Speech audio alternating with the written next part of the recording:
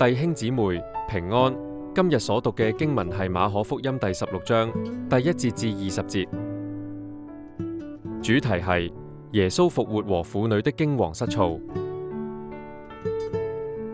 作者喺馬可福音第16章提到，安息日過咗之後，抹大拉嘅瑪利亞同其他婦女去墳墓，想幫耶穌抹香膏，點知見到石頭已經滾開，墓入面有個少年話俾佢哋聽，耶穌已經復活咗。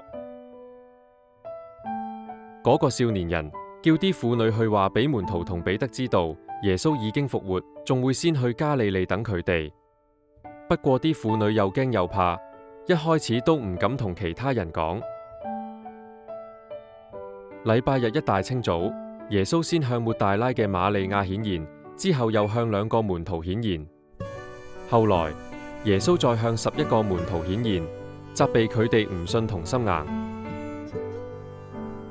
耶穌差遣門徒去到世界各地傳福音，又應許信佢嘅人會有神蹟跟住。之後主耶穌被接升天，門徒就出去四圍宣講。